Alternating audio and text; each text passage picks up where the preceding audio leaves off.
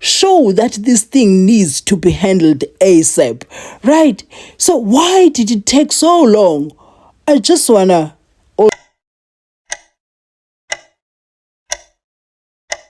Well, I think President Ramaphosa has been a very weak president for the ANC. He's not been able first to control his own party.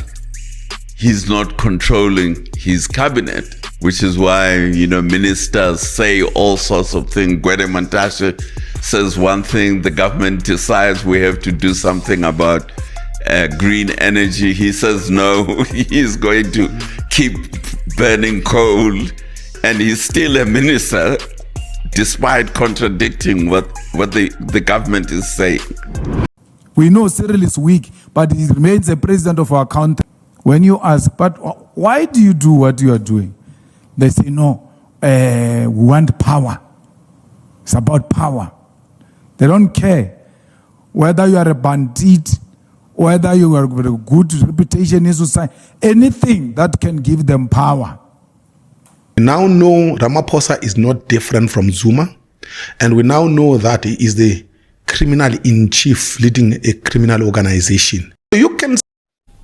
And I said I would rather be seen as the weak president than to split the ANC, because that is not my mission. My mission is to keep the ANC united. Good morning, guys. Good morning once again. Welcome to South Africa Lately, a channel that discusses South African trendy news. We do, however, grab here and there from international news when it is trending enough to be brought here. Please do understand that I'm not a politician.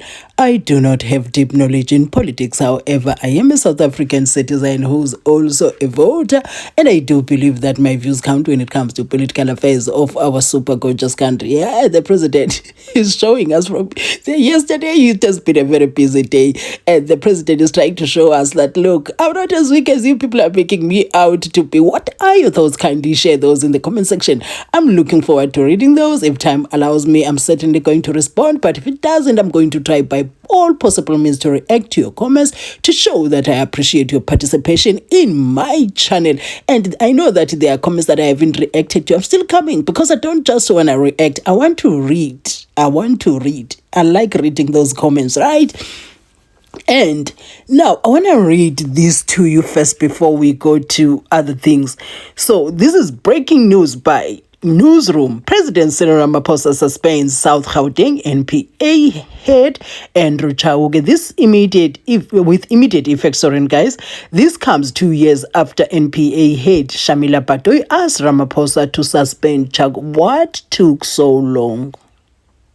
What took so long? That's the problem that I'm having. We seem to be dragging our feet when it comes to the serious issues that we are supposed to handle it with some agility, you know, show that this thing needs to be handled ASAP, right? So why did it take so long?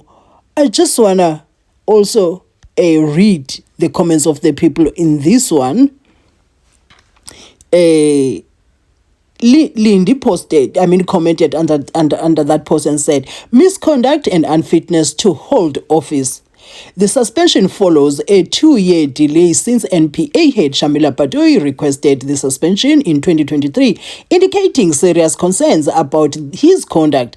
A Daily Maverick article from August 14, 2023 notes Batohi's intention to recommend an inquiry into Chauke's fitness to hold office, suggesting allegations of professional misconduct or abuse of power. You see, that is why we don't get anywhere with these things.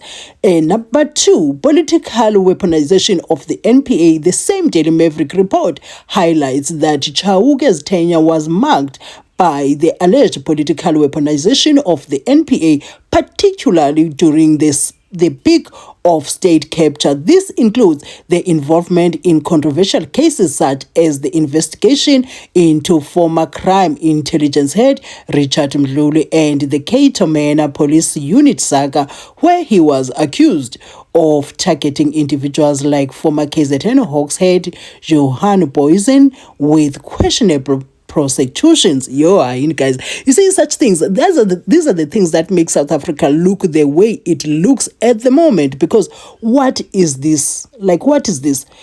I'm going to read more comments. This one is saying 2 years later, Mara, this president is hopeless. How many more cases has the man messed up in the last 2 years? How many lives has he placed on jeopardy because of a president who can't take prompt decisions even when advised by the NDPP? So people are complaining here. I'm also asking myself, what took so long? This one is saying Chauke refused to be used by white people to destroy black people. Now they sacked him. No, you see, I have a problem with this because, if somebody is wrong, somebody needs to be dealt with. Somebody needs to face the consequences. I really don't like this when we do certain things that when it is time to be held accountable, we want to go behind black, white. Even if the evidence is in front of us, I'm not saying there are no cases like those because we know the things that we face. You understand me? I remember when Trump was beef with South Africa was at its peak. I don't know whether it's better now, but yeah, during the Elon Musk time and whatnot, and there was this tracking black and white on social media and whatnot. When now, when it was time to send those emails, I'm like, there's an email that I was sending to one of the banks in South Africa. And now I was like, when I was writing that email, I saw how Afrikaans the person I was sending it to was. I was like, yo, Sana, the response that I'm going to get here is not going to be good. And really, it was not good. You could read the tone that, it's the same thing. But I'm saying this to say this. In South Africa, when we have to deal with issues, whether you're black, white, Indian, colored, what, blue, pink, yellow, let us not hide behind our races when it is time to face the consequences of our actions, right? Okay, so, I'm just going to leave it here. But I'm trying to say to you, the president is like, you know what? I am not about to be that person now. I'm going to show you flames. I'm going to deal you one by one. And also what I wanted to share with you,